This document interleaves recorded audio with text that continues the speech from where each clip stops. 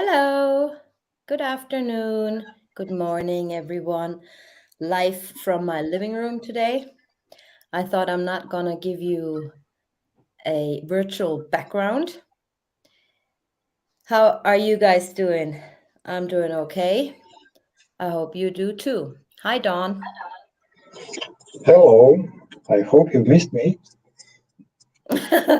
We missed you, yeah. So much. I hope you're okay. Yeah, I'm fine. Good. We don't want to make this so long today. So we're going to get right into this. I started right on time, like actually 2 minutes, 1 minute early. That's unusual for me, I know. But we're going to talk about the massive international news topic, Kylie Rodney, today. And I invited Don to give his insight on forensics and, to explain to you guys how that even works, a car flipping over in a body of water and how all this occurred. But before we get into this, I want to show you a little timeline I put together from various sources of the internet.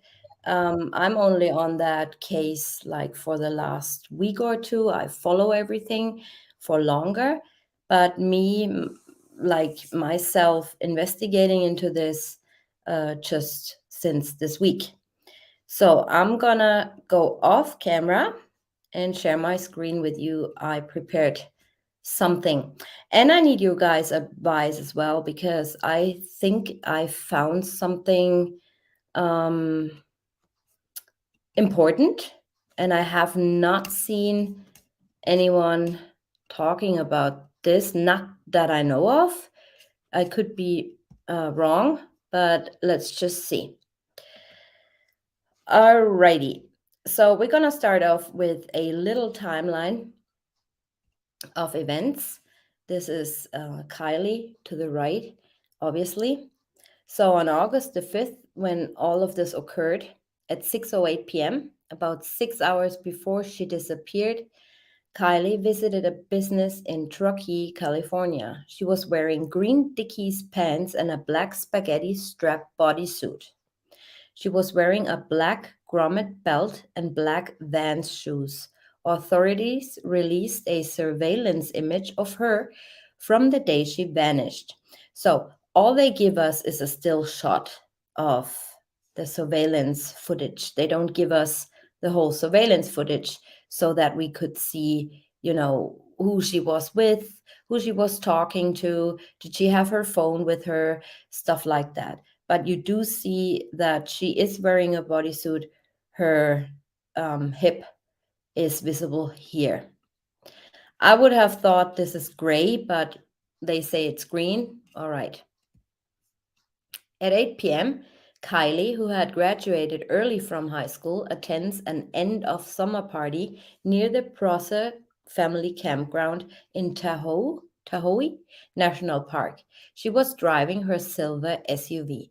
What we know, it was a Honda CRV. The party soon swelled into a large gathering of nearly 300 people. According to friends, Kylie did consume alcohol, but they maintain that she would never have driven under the influence. So then at 10:30, Sammy, her friend, states that the party got crowded. And here I put a little screenshot from, I think it was the Sun News. Dangerous combination. Party where Kylie Rodney, 16, disappeared was crashed by older men giving away mushrooms and cocaine, tipster says. So they had people calling in, right? Telling authorities that older people were crashing the party. At 11:30 p.m., Kylie texts her mom, Lindsay Rodney Neiman. She says that she plans to leave the party in 45 minutes and will come straight home. And this is relevant to the stuff I want to show you at the end. She says, I told her to be safe and that I loved her. And she said, okay, mom, I love you too. So that's what her mom told ABC News. Then we get around 12 a.m. August 6th. Elsa Pekarek, a 2022 graduate of Truckee High School, she hasn't been mentioned in the media as being a friend of Kylie, who was at the party, saw Kylie around 12 a.m. Then we get to Sammy. In an interview with The Independent, Sammy says that the in-person goodbye to Kylie happened about 12:25. Well, past the time that Kylie would have to had to leave to be home by 12:30 as her mother was expecting. And at 12:36 a.m., Sammy says Kylie called her from the party asking if she still wanted a ride home. She called me, and this is the last call anybody had with her. We said, "Love you, good night. Get home safe." And that's the last thing we heard of her. So the FBI says that her phone pinged the last time at 12:33 a.m. Kylie's phone pings near the campground and then turns off. The last call she is known to make is a call to her family. There was no indication that anything is wrong. So what is Sammy talking about? Did she call her or didn't she call her? Right? I mean, it would be easy, very, very easy for FBI to find out if she really did call her. I don't know with that investigation if that ever occurred. To be honest, those law enforcement agencies, they seem a bit odd to me, especially since they contact YouTube creators in private and on Instagram, I've heard. So this is not what a normal police authority would do. So it pinged near the campground. Then today I heard that they pinged her like on the spot. No, this is not true, as we learned from the Watts case. It only gives you an area of where the nearest cell phone tower is, basically where your phone gives a handshake to the nearest cell phone tower. So they don't know where exactly her location was down to the point. They just can give you an area. There was no indication that anything is wrong. Later that day, Kylie's family reports her missing and authorities open a file about her disappearance.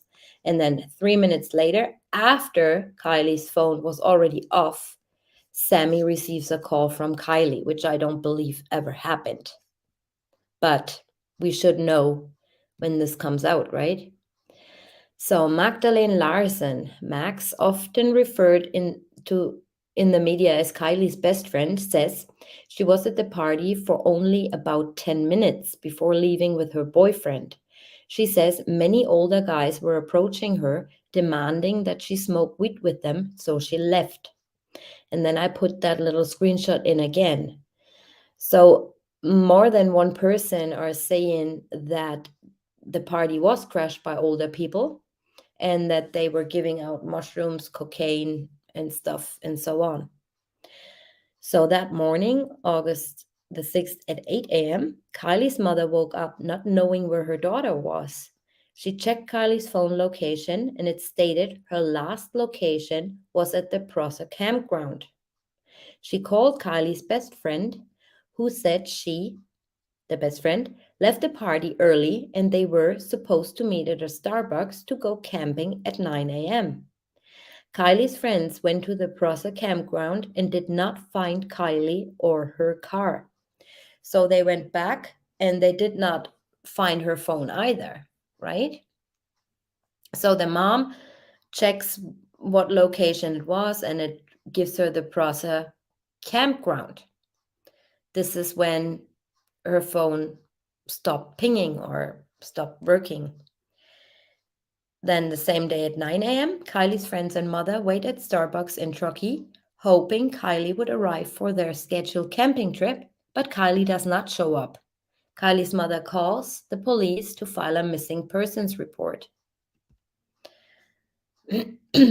So, this is where Don and I think the footage Nick has on his truck is key. So we're still at August the 6th, and this guy states, and we're gonna go get into AWP's footage in a minute. Nick, a roadside assistant, tells AWP that he saw Kylie near Boca Lake. He states that his vehicle has both front and rear cameras. Kylie was accompanied by a male, and she looked like she had a rough night. When he saw that Kylie was considered a missing person, he contacted detectives. At August the 7th, and this is what is really weird. So the mom reports her missing on the 6th, and on the 7th, stuff goes on and on. The Placer County Sheriff's Office established a tip line for any information on Kylie's disappearance, and authorities begin to search for Kylie on or her vehicle using ground crews and helicopters. They find no sign of the missing teen. The FBI joins the search. The FBI always joins the search if a minor is missing. So just that aside. So, when did Nick actually call detectives? He states in the AWP footage that when he realized that this girl was missing, he immediately called in. So I'm assuming that he called in around the 7th, but we don't know, right? That statement, what Nick gives, is also important to what I'm going to show you in the end of this timeline. Then August the 9th, helicopters from the California Highway Patrol and the Placer County Sheriff's Office continued aerial searches for Kylie and her vehicle. Search crew comb Lake Prosser by boats. A land-based search party gathers near the shoreline of the lake. They find no clues. But then on the 10th, or was it? No, that was the 10th. They give out, the dedicated resources in their search for Kylie. So personnel assigned was 265 hours, personnel dedicated to was 4,600, air resources 2, and tips received 300. So 300, I don't know why they feel the need to put out that they doing everything and anything they can. I mean, it should be obvious that authorities are working their ass off basically to find that little girl.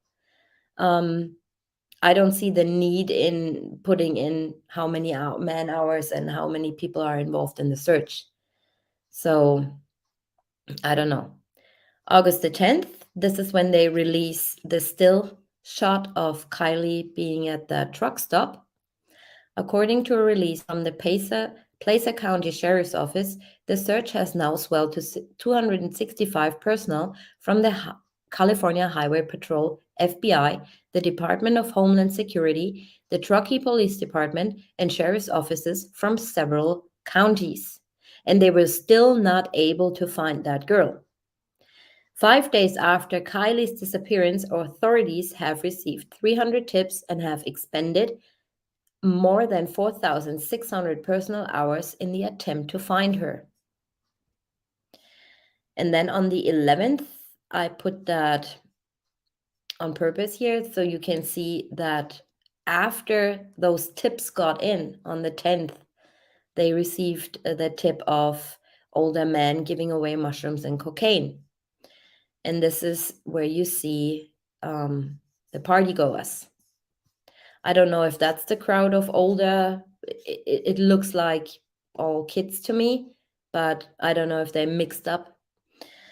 Anyways, what I'm asking myself is why isn't there a clear picture, a photo or a selfie or anything of Kylie at that party? We should be seen, exactly sleepless. If it wouldn't be for AWP, she would never ever have been found. And I totally agree with that.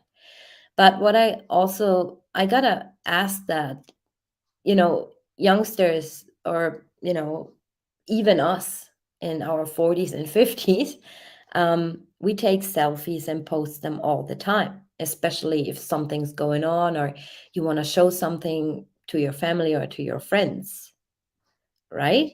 Exactly, Nanya business. Where are the TikToks and Instas? So her friend Sammy claims that she was there all day, all the time, right? And that Kylie did indeed consume alcohol. But and then she later states in an interview that she wanted her to give her a ride home. So it doesn't make any sense at all, right? Why isn't there any pictures of Kylie ever being at that friggin' party? There is none. Like with her and her friends, none. None that we could confirm to be real, anyways. So, authorities hold a community meeting to brief citizens about the disappearance and urge anyone with tips to contact them. In the meeting, Nevada County Sheriff's Captain Sam Brown tells everyone to protect any possible evidence they may find. Be really careful, he says. A footprint could become important. A tire track could become important. So, if this guy, Nick, the road assistance guy, called in authorities and they did not even pay attention to what he was saying, how can he stand there, the Nevada County Sheriff, saying, be careful, a footprint and everything or a tire track can be important, right? If they totally disregard what this guy had said. Authorities collected a bag of evidence from the campground, but do not release information about what they found. August the 13th. Search crews dig a burial site they learned about from a tipster. They only discovered the remains of a dog who was recently buried. It was located by a search and rescue ground team, Placer County Sheriff's Public Information Officer Angela Musalam tells reporters. Kylie's family was notified of the potential development.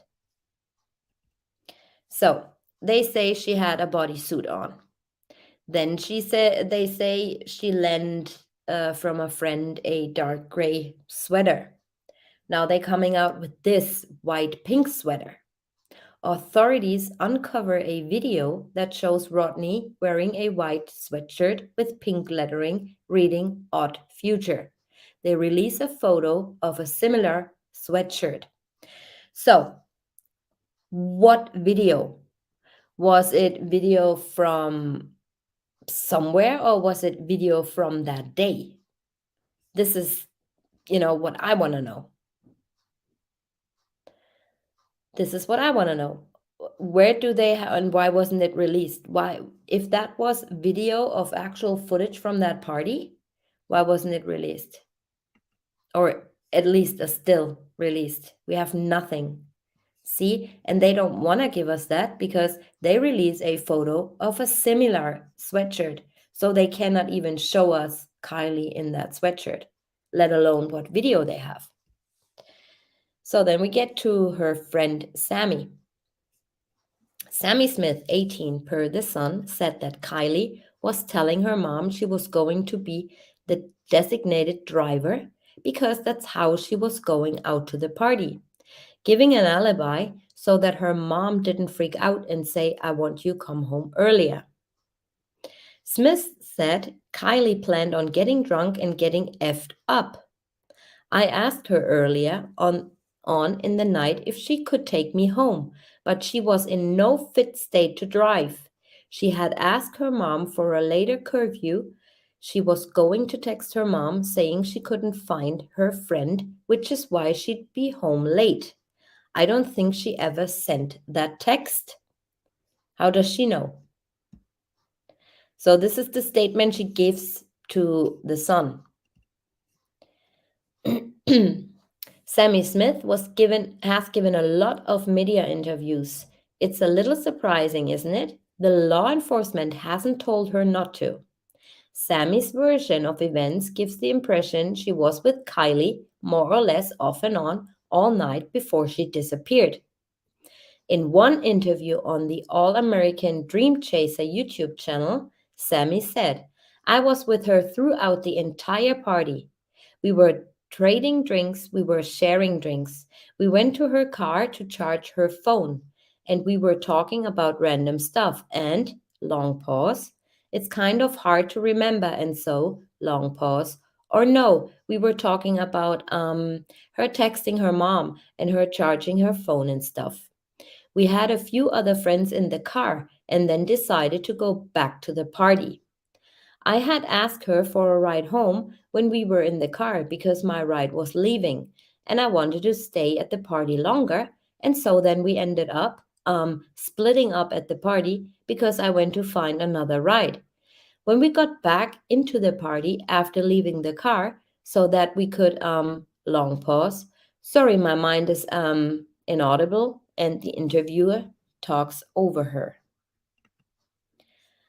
Later in the same interview, she states, at the end of the party when she called, I saw her. She was supposed to give me a ride home because I'd asked her to give me a ride home because I wanted to stay later. I then realized later in the party that I believed she was drunk and I knew she was drunk. So I did not want her to be driving me home because I know about drunk drivers and all that. Do you see what she's doing? Like, first of all, totally contradicting herself. And second of all, I think she's talking out of her arse.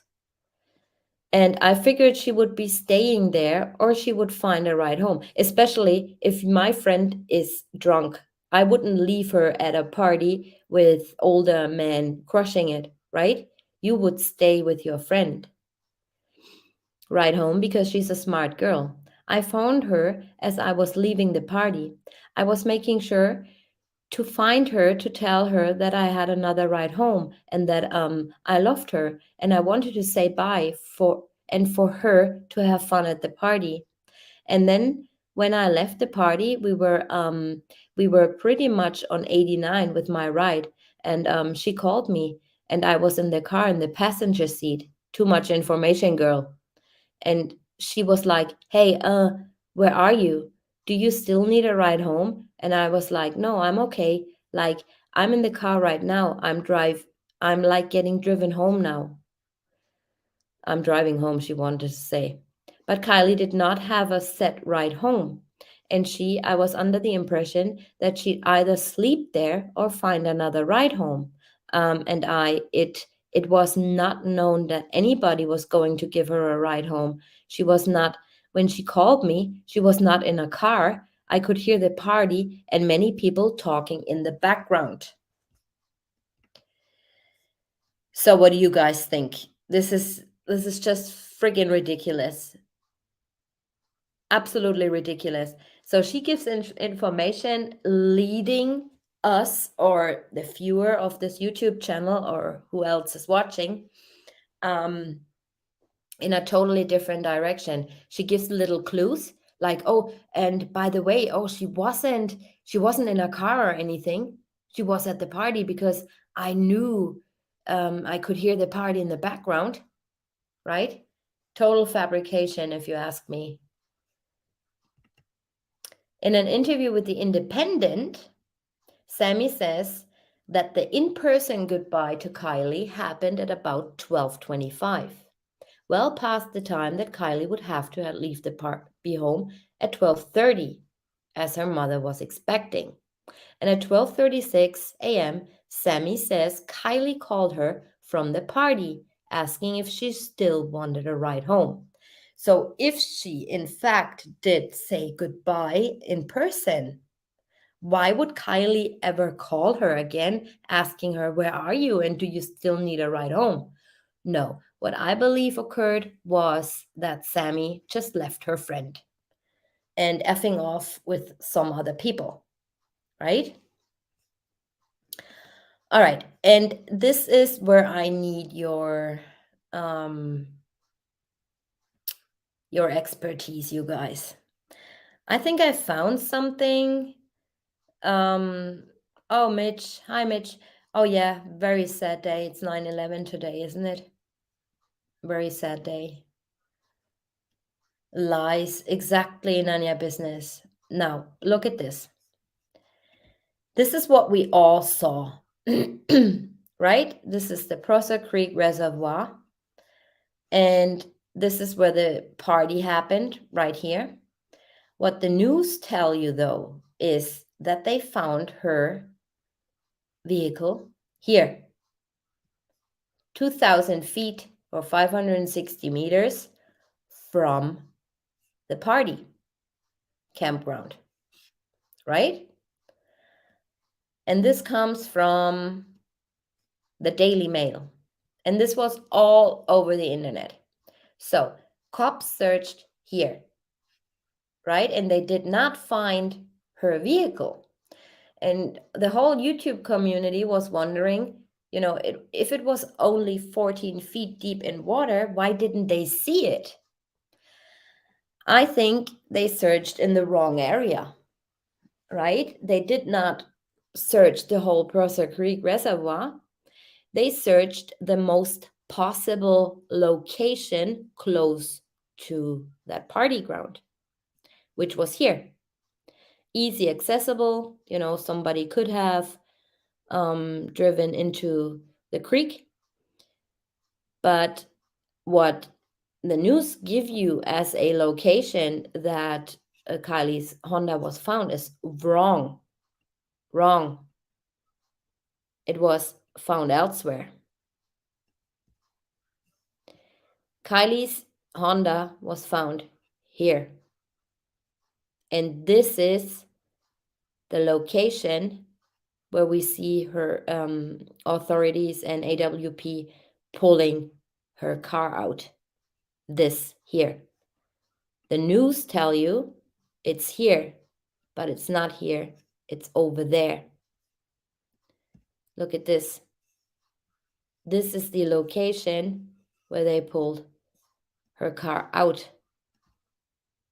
You see that? It's definitely not here.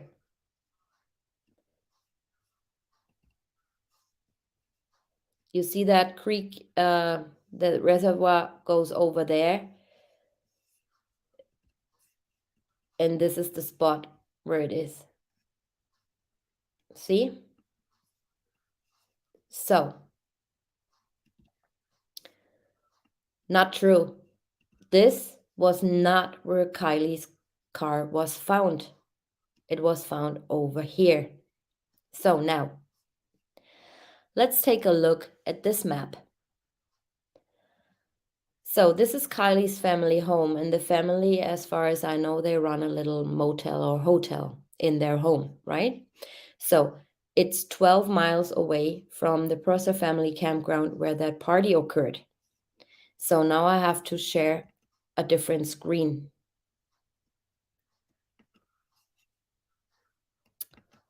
Where is it? Here.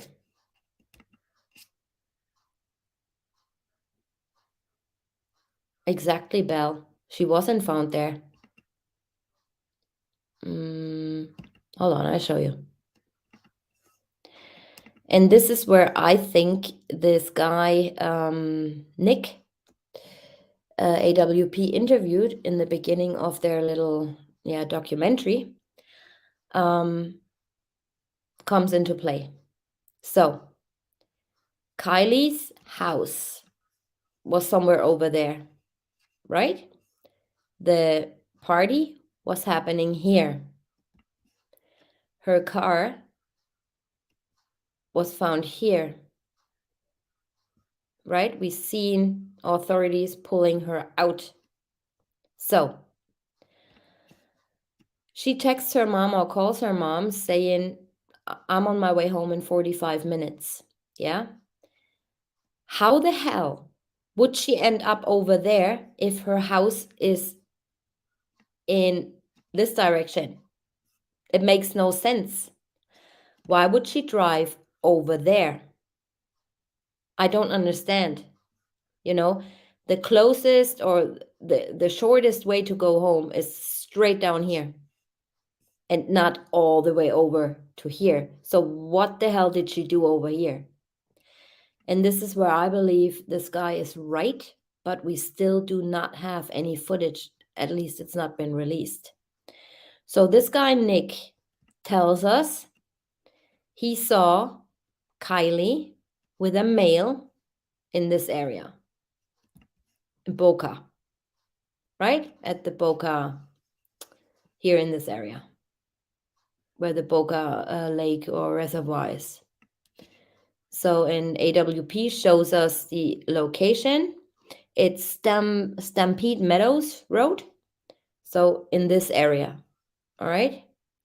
So what I'm thinking is this guy, Nick, could be right, because if she was seen the next day in this area, it would make more sense to drive back here, Boca Road. See where Boca Road goes? Right into the Prosser Creek. So that would have been an easier access than, why would you go from the campground where the party was over there? Why? It makes no sense if she was on her way home, right? This direction. So I'm thinking that this guy might be right. But as Don says, you know, we need to see the footage to make sure. As long as we don't see the footage, everyone is a suspect in this case. Right? So what do you guys think about this? I mean, it would make sense, wouldn't it?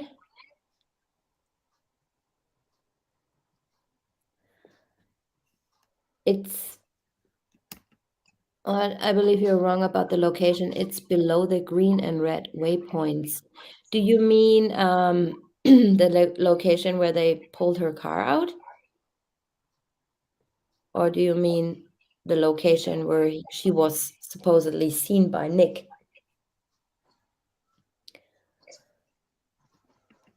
So what do you think, Dawn? Well, there is a lot to say about this case, but people should understand the scarcity of information that we are struggling with. At this moment, we can only talk about possibilities, speculations, and I'm not too happy about that, but let's I know you try. are. But I ask you to give your 5 cents, so Right.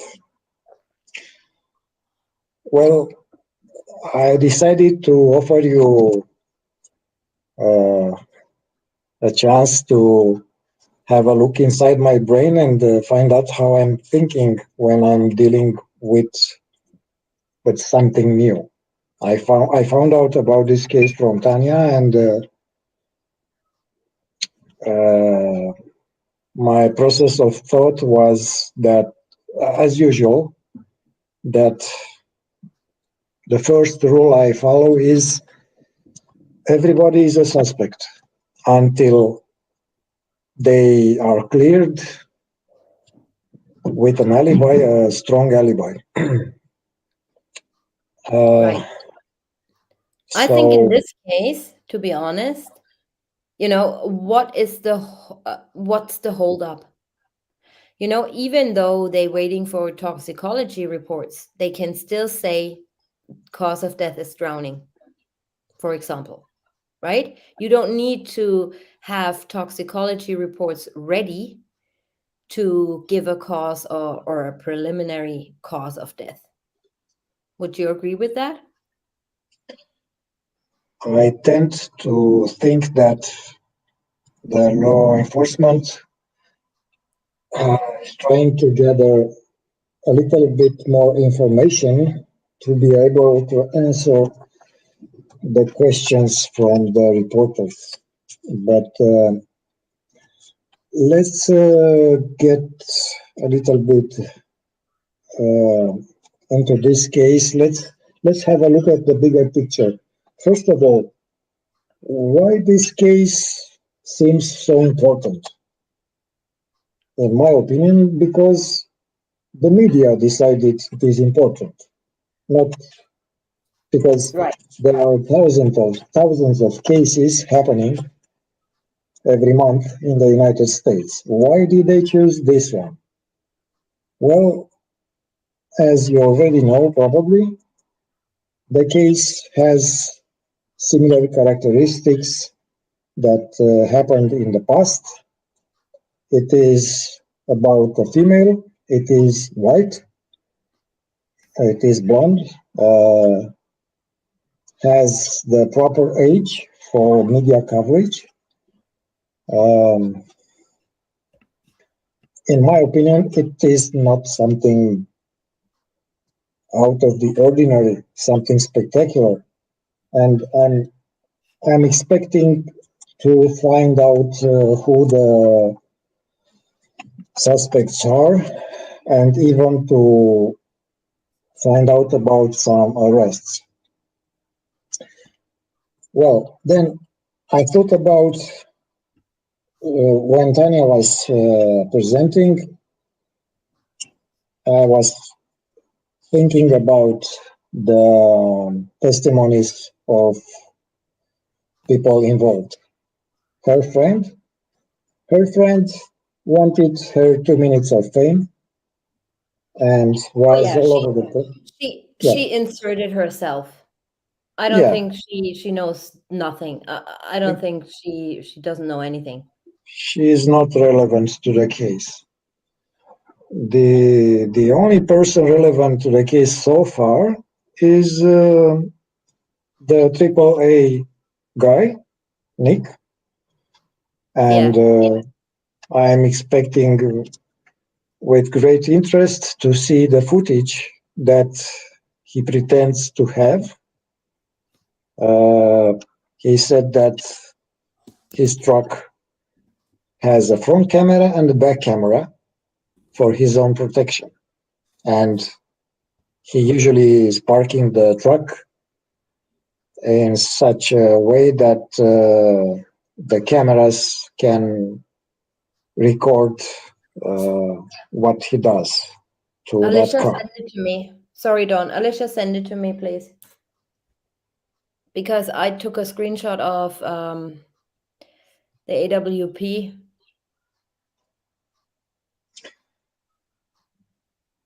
Uh, Hi, I think Kate. I think people know. I hope people know what AWP now means, Adventures because with Purpose. right. Uh, like I said, everybody's a suspect. The first thing I've heard from Tanya was about this guy, and immediately something felt odd. And remember, we're talking possibilities. Right. What I didn't like about his interview, uh, he decided to come forward only when he found out that Adventure with Purpose team was in the area. So he wanted to, he knew that the possibility of this team to find the car was quite high. And he decided to come forward before anything is found. Then he was asked, when did that happen? And he couldn't remember exactly. It was Saturday, Friday, Sunday. I think that he Oh has my some. good. Hold on, Don. Oh my goodness, KH, don't do that. Thank you so much. Thank you, lovely, beautiful lady. Don't do that. Thank you, sweetheart. Thank you. So he didn't remember what happened, what day. I mean, obviously he has some kind of log or some worksheets, whatever. He is not working by himself. There is a company that sends him there. So I would expect that for when somebody tries to offer information about what happened, to know exactly when, where, and he didn't provide the information I was expecting.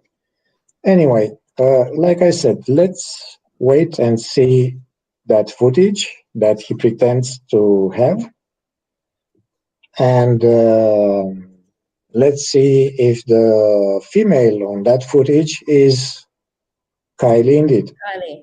Yeah, because exactly. there is a possibility it was somebody else looking similar. Right. I mean, Um, yeah, I actually want to play this interview real quick, if you don't mind. sure. Um, because I was watching it recently, like 10 minutes before we went live, and I mean, you can say to this guy, oh, why didn't you see that she probably was, trying to get your attention and stuff? But I think at this very moment, you don't realize, you know, I mean, it's easier said than, but you're not in that situation, so you wouldn't know how to react. I mean, us in the true crime community, obviously we have some sort of feeling for stuff that's been going on, but this guy, you cannot expect that from everyone. So just saying. Hold on, let me share this.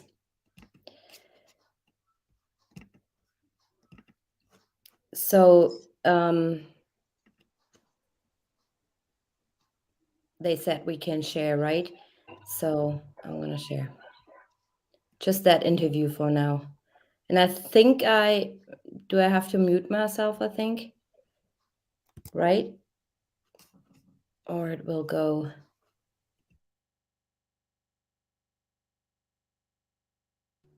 Appreciate you for coming up to us. Possibly has some information in regards to the Kylie Rodney case. So why don't you explain a little bit about what you may have run into? So my name is Nick. I work at an emergency roadside assistance program.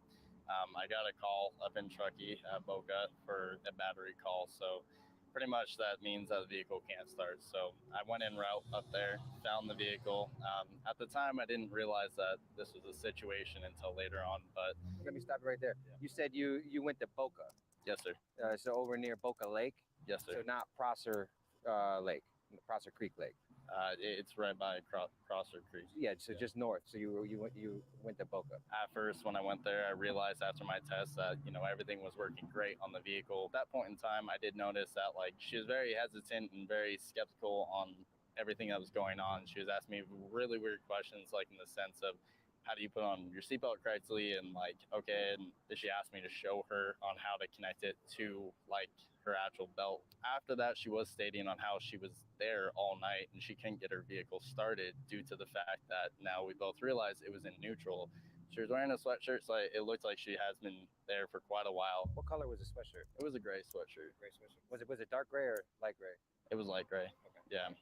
Also, there was a guy there that was with her at the time being. He was wearing a black San Francisco flat top ball cap facing forwards. Brown hair that's sticking out just a little bit on the sides. It was kind of like they were both kind of at unease is what it looked like for me, like as if either they had a crazy night or a crazy day or there's something going on I couldn't know, and at the time I didn't realize what was going on. But other than that, he was a thinner built guy is the best way I could put it, with a bro tank, and it was a white bro tank. He had some freckles on his face, or maybe it was acne or whatnot, but it was on both sides of his face. Um, he was also a little bit shorter than me, so I'm 6'3". In hindsight, you're realizing all of this. When do you think that this took place? Was it before, during the day, after she disappeared? To be honest with you, it's either right after she disappeared or right before she disappeared. But it was around noonish, like 11 o'clock in the morning when I got out to her. During that period of time, after the period, I told her that I was going to leave and I hope you have a great day. Vehicle, I told her to keep it running for a couple of hours to obviously make sure everything's working good on the vehicle, charging system wise. At that point in time, then I left, and then a week later is when I saw at a coffee shop that she was gone. You saw this on a flyer or something? Yeah, but then everything spiraled out of control, and I got in contact with the detective and tried to do everything I could, and yeah, and then I saw you guys. Now we know we probably have a tie to Boca, which was already on my radar. Do you know who placed the call to your roadside company? So I can't get details. Calls don't go through me; they go through Dispatch. So you don't have. So when you were digitally dispatched, did you call them to say you were coming, or you just showed up? I did call and nothing went through. It went Nothing straight to went through. voicemail. Yeah. Do you know if she had a phone on her at the time? She did state that her phone was dead, Her phone and was so dead. she used whoever this was, she used his phone. So that's how she did get in contact. And what was you mentioned like she was asking funny questions and acting weird. Granted, I at the time I didn't realize again that. Yeah. I mean, I've been in the towing industry my whole life, so you see a lot of crazy stuff, a lot of weird stuff, and it's actually pretty normal. Yeah. So I can see why at the time it's just a normal call. She kept on going over that, like how do you like secure your seatbelt firmly and like do it correctly, and that's when she was asking this, was the guy that she was with right there too? He was on the opposite side of the car, so he could hear the conversation as well? Every single time the guy would come over to us, she would go on to the other side, and it was just like a back and forth, like a tag team. Better to say, like one person would come over, she wouldn't stay near him, and then it would go vice versa. Or if we were at the front of the car going about the battery and talking about the battery, he was always on one side, she was on another. They were never cose to each other. She was uncomfortable. Yeah. Because that screams awkwardness and someone being uncomfortable. And when in that scenario, if he was there with her, he should have been right next to her. If not dealing with you the entire time, and not her. Did she seem high or intoxicated, or? I thought that maybe she was either hungover or just had a really rough day. She looked distressed. Can you show me on the map where you saw her? Absolutely. All right, so we're here in Reno. Let's go down to Truckee. There's Prosser, there's Boca.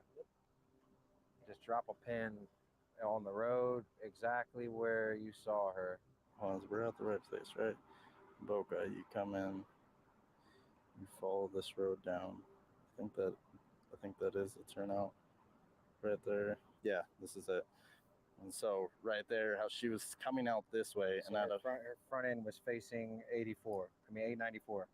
Yeah. All right. And did you leave before her, or did she leave before you?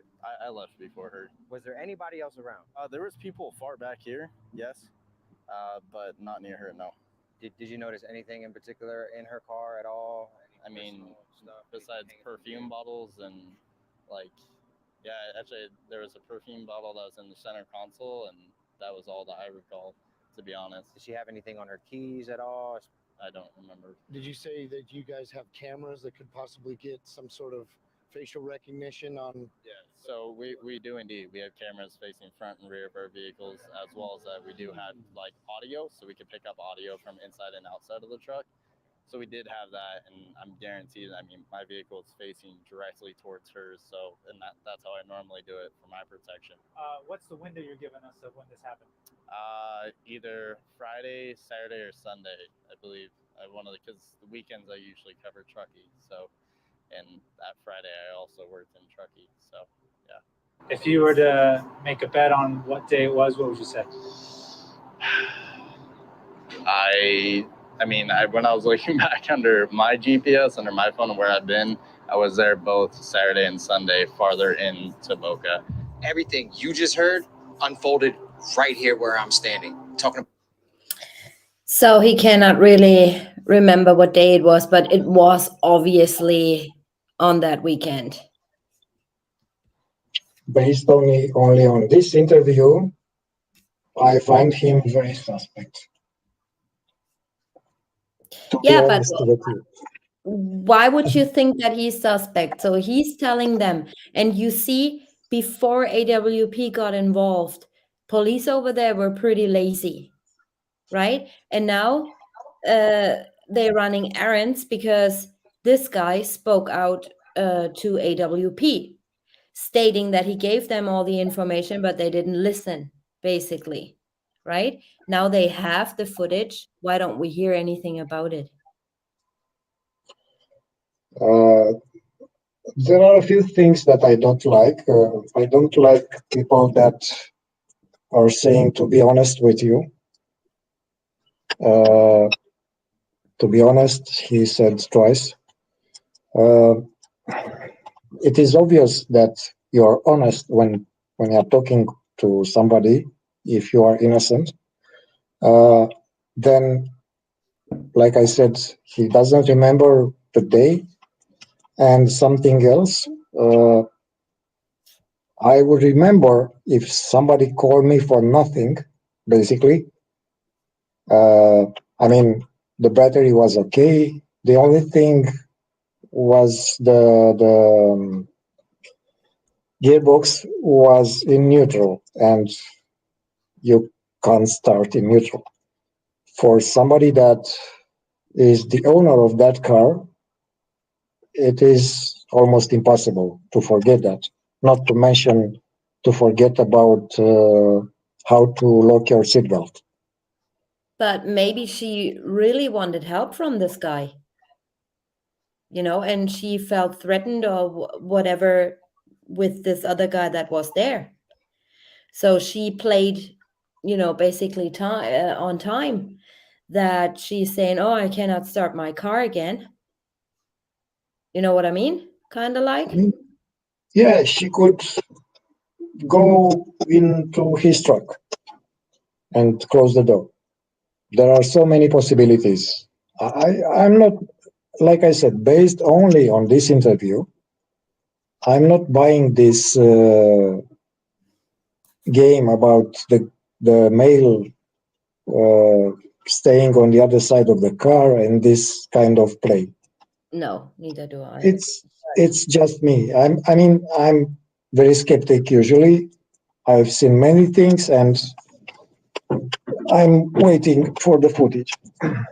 Yeah, but they have the footage now, and I hope that they will release it. We don't Okay. know officially. Yeah. There is no official information. They got the footage. Right. I would assume they have it though. After he spoke out with AWP, they kind of felt. I would assume they felt pressured. Thank you, Alicia. I now see what you're saying. So I was pointing to this one, and the party actually happened here, right? But either way, her house was over there in the map. You don't see, right? So there was no reason for her to go all the way over there. No reason. Even though the party was here, her house was there. She's texting her mom, coming home in 45 minutes. What reason would she have to drive in the complete opposite direction from her home? But thank you, Alicia, for pointing me in the right direction. So this was where the party was, right? Arriving at 9:30, right. Location of party. Oh, location of party was here. The blue one. Yeah, that's even worse. I mean, her house over there, completely opposite direction. So still, regardless of where the party was, in this area or in this area, it's no reason for her to go over there, in my opinion. If she was driving. Yeah, but why? Why would she go over there? She's telling her mom, "I'm going home." Right? Why would she go in the opposite direction? And this is where I think this guy Nix come into play, because I don't know how my brain works today, but I think it's possible that he saw her a day later in Boca. I really do think it's possible. Yeah, that's what I think too. That's what everybody thinks, that it was premeditated.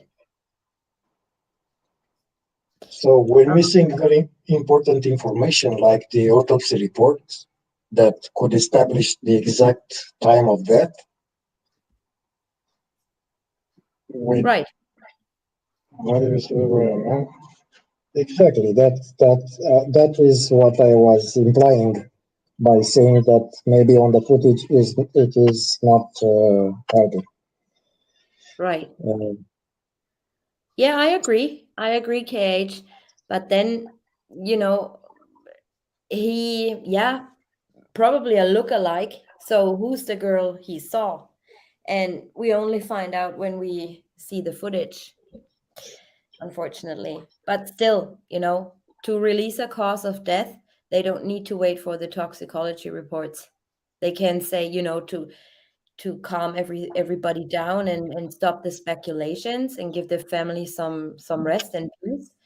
They would have said, oh yeah, she died of drowning or whatnot. She was conscious or not conscious.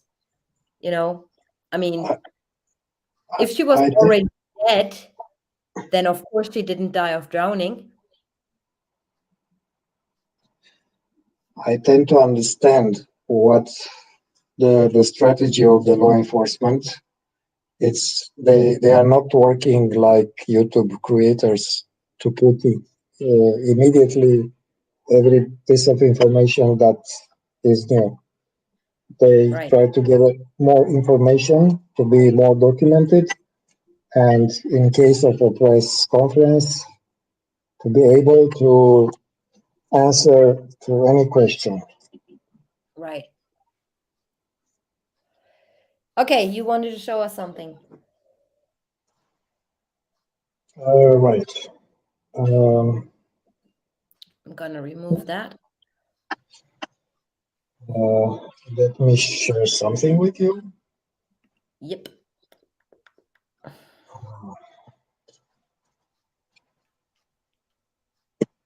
Halftime. Sugar beet, what are you watching? Football.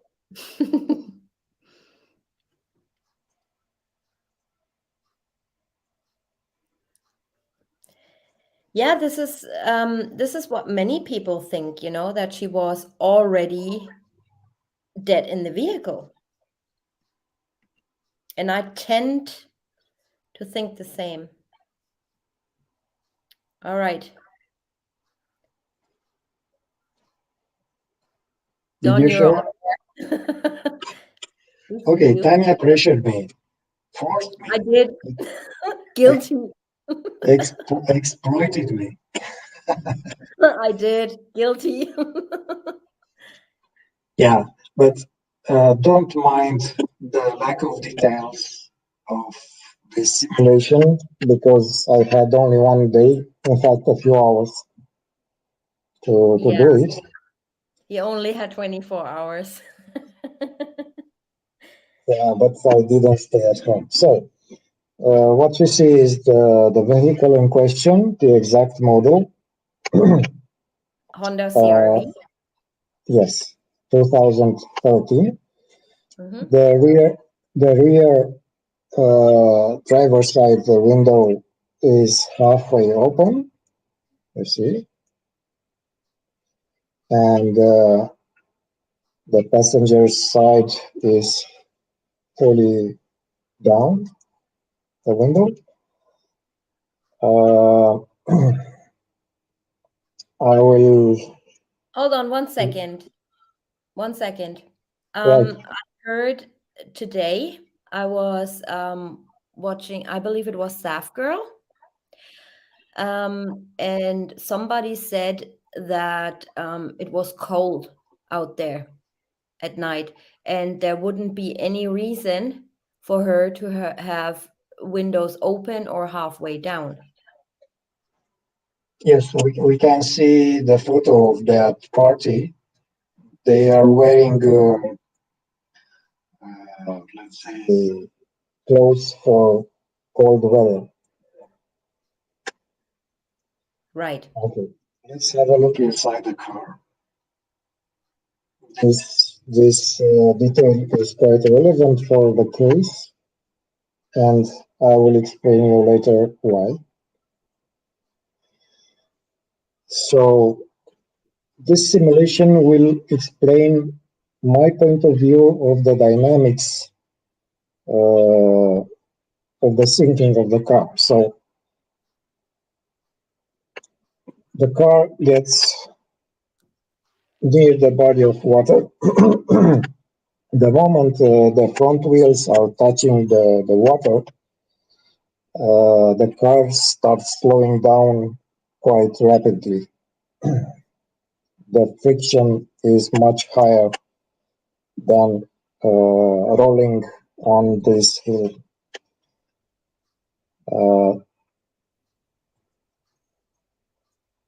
Then the car starts sinking. Water is pouring inside, first from the passenger door window, then from the back. But she wouldn't go Eventually, down right away, right? There's some floating going on before the car goes down. the car starts floating only when the wheels are losing grip with the bottom of the lake. Oh, okay. From my understanding, the slope of the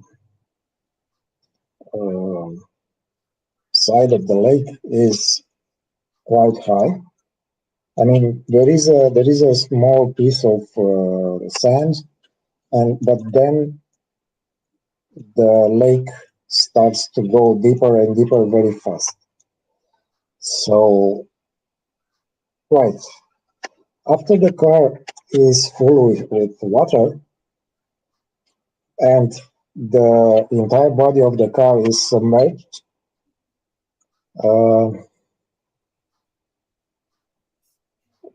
the car starts floating. Some pockets of air are still trapped inside the car. For instance, I decided that the front of the car sinked first because in there is the engine is in the front of the car. It is very heavy, and usually a pocket of air is trapped in the back, in the trunk area.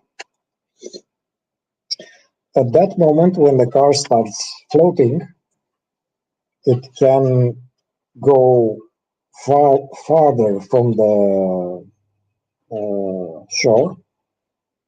If I remember correctly, they found the car at around 55 feet from the shore. Yes, and 14 feet deep. Yes. So the car starts floating and goes farther from the shore. But then when the car is entirely submerged, the car starts rolling around the longitudinal axis. The car is rolling over because the tires are like floating devices. And let's see, the car ends like this. This is the position they found the car. And when the diver looked through the little window in the trunk, The hatchback one. yes, he saw shoes, some shoes. Basically, only. No, Sorry? on this side he just confirmed human remains. On the other side, he saw shoes. Okay, so he went Right. this way, right? Because the window was open. Okay. Okay, let's discuss about the possibility of a body ending up into the trunk. In my opinion, there are only two possibilities. The body was from the start in the trunk, and the car was pushed. The gearbox was in neutral, and the car was pushed into the water with two windows open.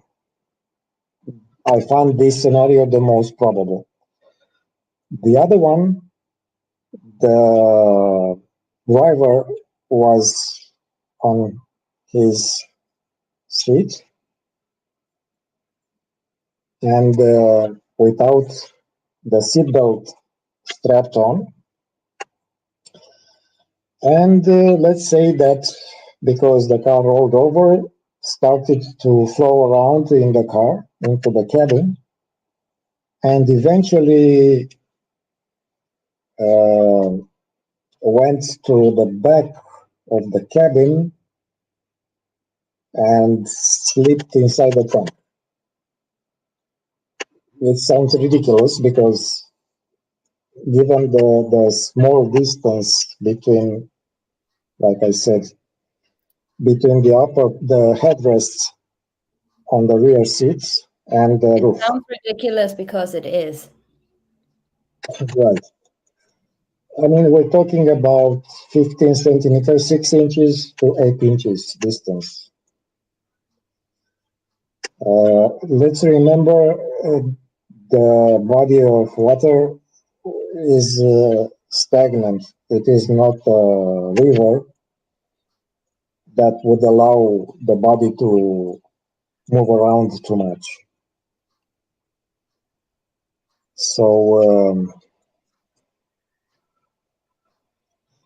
yeah, that would be the dynamics of the sinking. If there are any questions, or maybe it wasn't too clear what I said, I can answer to your questions. Alicia says the passenger window was broken when law enforcement flipped the car. They also broke the mirror. Yeah, that's from recovery. Let's remember that the process of recovery of sank car is not that gentle. Right. They hook chains and they pull the car very hard. The car flexes, and it is very easy for a side window to break. Right. Was there, because that question came up today, could it be that a window is busted or cracked from the force of impact or water pressure? In this case, I mean, she obviously drove in there slowly. The side windows are not that flimsy as people can think. I mean, you can break them easily if you use a proper tool, a very sharp tool. The car thieves use that, like a very sharp pointed tool, and they push into the glass in a special place, and the window breaks easily. But in this case, we cannot talk about the pressure of the water. Let's remember that the pressure was equal on both sides of the window, given the fact that the rear window was open. Right. So we didn't And have a tight shut cabin. right. If she was conscious, I mean, you're not just sitting there, sinking into the water. You fight, right? Your body Exactly. fights with everything. So she would have, and she obviously was not seat belted, right? If we go according to the narrative that she was driving herself into that, well, there is no narrative at the moment, but let's just say she was driving herself into that lake by accident. She would have fought to get out of that truck. or out of that car, and the window was open, so no problem at all, in my opinion. Exactly. But I find it very, very hard to believe that a body is floating when the car is flipped. I mean, she wasn't that big of a girl, but she wouldn't have fit through, her feet or her legs would have stopped at the steering wheel. They would have stopped at the headrests and then overcome another set of headrests. It's like impossible, in my opinion. But you have more experience with that stuff, obviously. So people are saying the window was broken before recovery.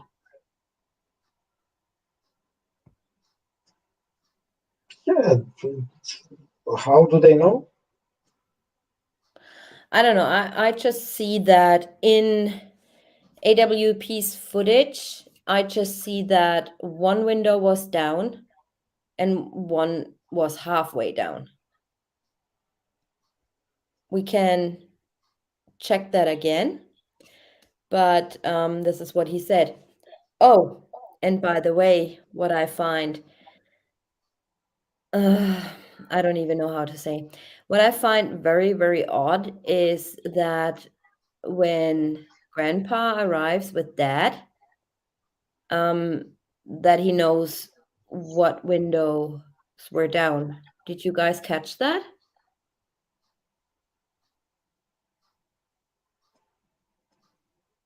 I'm gonna show you again. Can I just... Oh, that was quick. Hold on.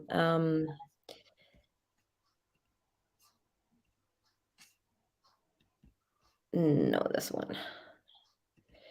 So this is... Let's see if what Nick says about the windows.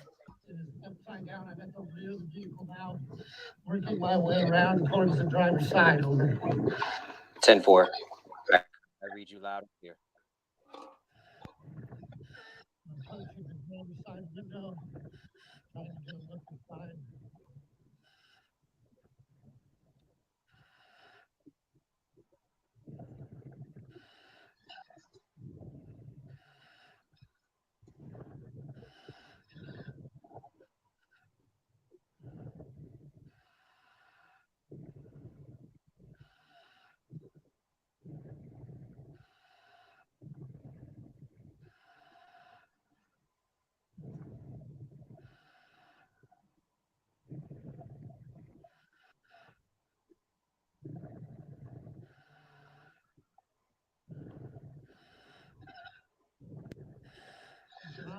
Positively identified anybody inside yet. I'm looking at the back now. 10-4. Take your time. Be safe. So we saw the little window halfway down.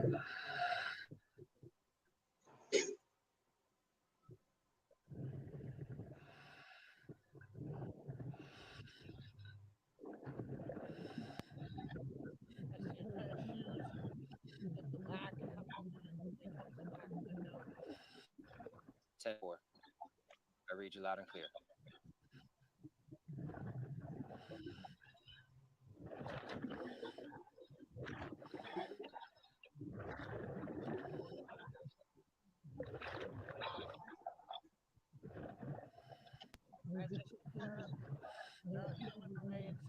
In the vehicle over.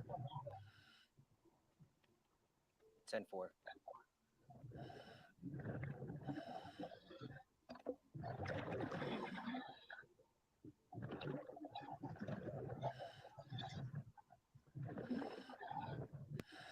Passenger window is broken out. It appears.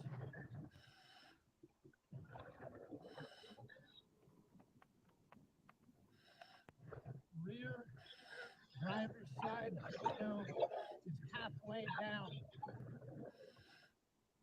Copy that. Rear driver's side window is down.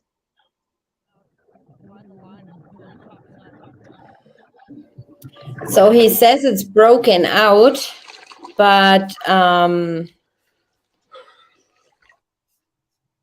Um, I don't know. How can it break out?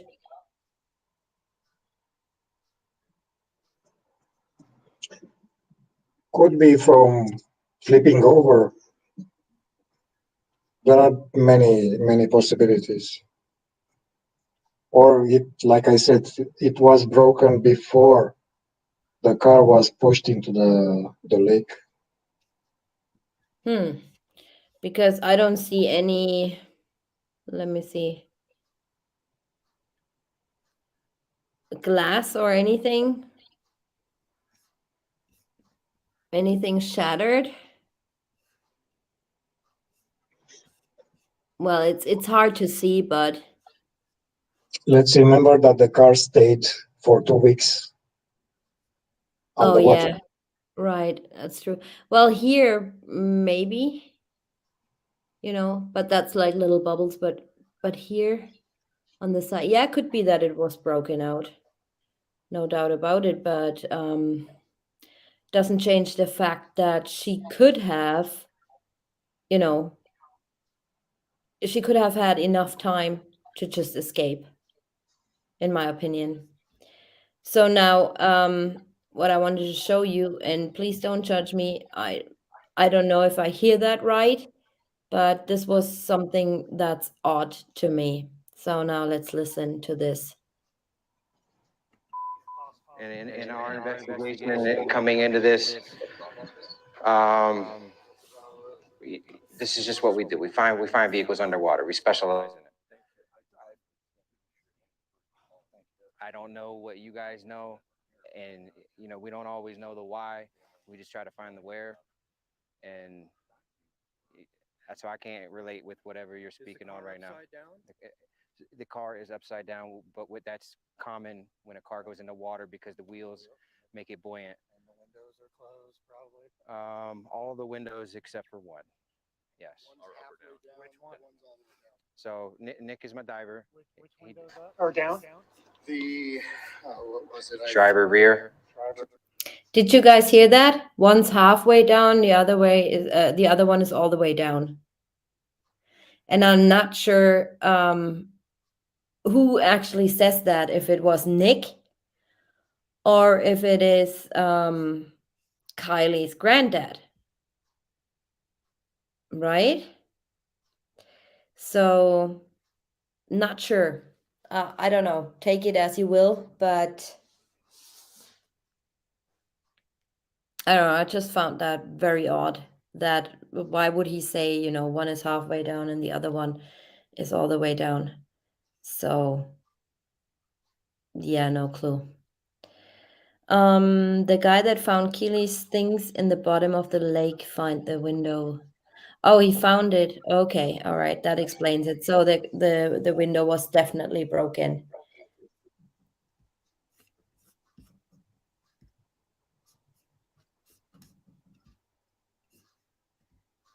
So it was definitely broken. Yeah. To give my 2 cents, I don't believe that. I think once the toxicology report and everything is out there, I believe that they will say this was an accident. I don't know. I just have the feeling that they will say this just to cover up for their own, not so good investigation. What do you think, Dawn? The media coverage doesn't work in their favor with this scenario. They are under pressure, and Right. finding a body almost entirely in the trunk doesn't look well. Right. They would have to explain how that works, right? Exactly. So I would be very curious. Maybe they could try a reconstruction. They should call you then. I mean, a physical reconstruction. Submerge a car and put a Well, I dummy. mean, a reconstruction wouldn't even be that far-fetched because they did it with the Susan Smith case. Do you remember that, when she purposely drowned her 2 sons in 1994, 96? and they did actually put a car in the water with a camera in, so they could see what the two little boys had suffered at that very moment. So yeah, it's not far-fetched that they would probably do one of this, you know. Have a good night, Penny. All right, was there anything else you wanted to show us? Maybe that strap that was hanging out the trunk. Oh yeah, the strap. Yep. Let's try.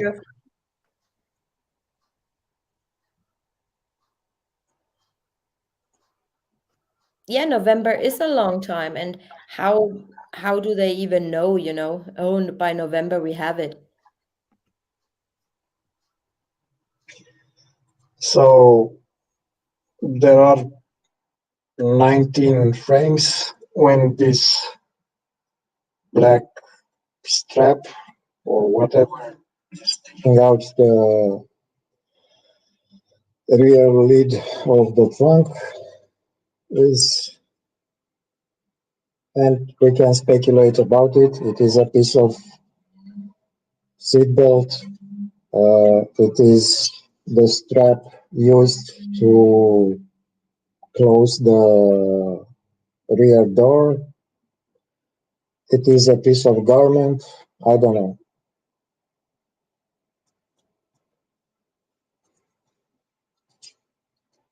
Normally, there is no strap sticking out in any car.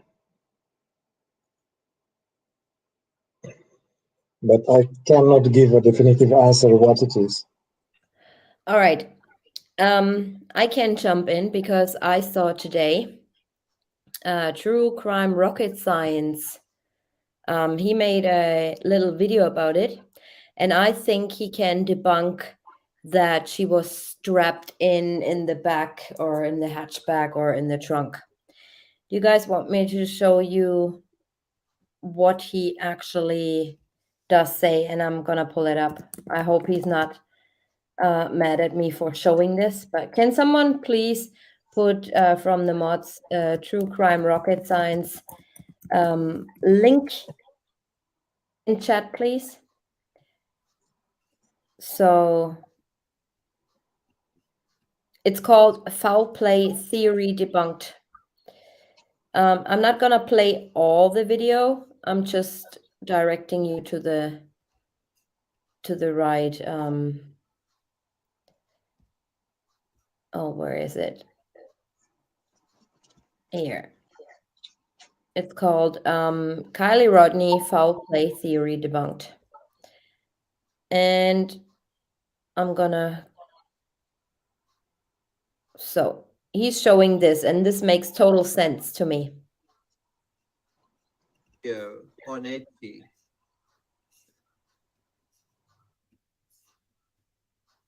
The idea is that if you can't reach the hatch when it's in the open upright position, one of these belts help you to reach it. The vehicle in the Etsy animation is a Subaru Crosstrek SUV, but the 2013 Honda CR-V also appears to come with the same liftgate hatch option. Not easy to find, but have a look at the top right of the upraised hatch in this image. It's also important to note the side where the hatch is, because upside down, if it was this belt poking out, it would be on the left side, which it is. The pull assist strap is for short people, but I'm not sure Kylie in August 2022, shortly before his 17th birthday, was necessarily short. In a press release, she was described as 5'7", which is 1.7 meters. On the other hand, if she got the vehicle when she turned 16, she may have been a little bit shorter when she actually got it. Or if she got it from a senior, meaning perhaps a nice old lady, and many teenagers often do, as these sorts of vehicles are often taken care of as second-hand vehicles. They tend to have lower mileage. Well, then perhaps Kylie got the strap with the vehicle. Perhaps the vehicle came with a strap. Right. So I think this is debunking. This is debunking that theory that she was strapped in the trunk. What do you think, Don?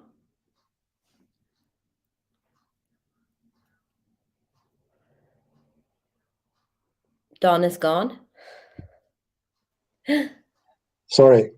I said it myself too. One of the possibility was that strap to close the door.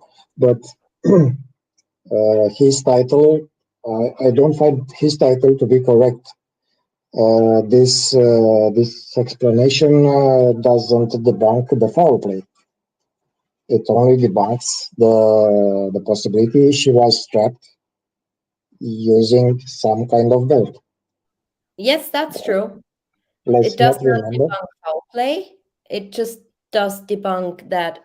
I mean, it doesn't really debunk it. It's a possibility, right? And a very good possibility that she had one of those hatchback, where you can close your trunk easier when you're a small person. I Right. could have said myself that she was not strapped because her feet were sticking out into the cabin. Body strapped doesn't look like this. Yeah, obviously not, but now we at least know what the strap was all about, right? All right. Anything else you wanted to show us? No, for now, but remember, we brushed the possibilities, and forgive us if maybe later some information will contradict us, but this is what we have for now. Yeah. At least until authorities are going to release more information.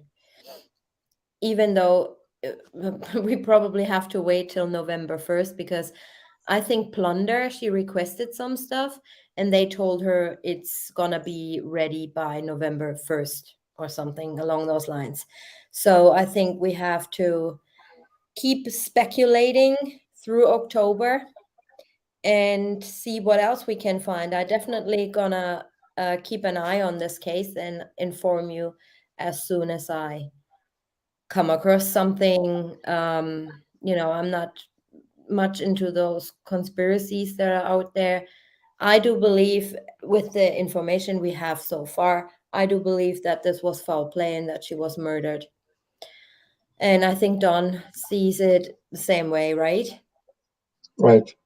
So, yeah. With that being said, you guys, enjoy the rest of your Sunday. And we're gonna see each other tomorrow, I believe, on the What's case. And until then, stay true to yourself, stay good, and stay out of trouble. See you later. Bye. Okay.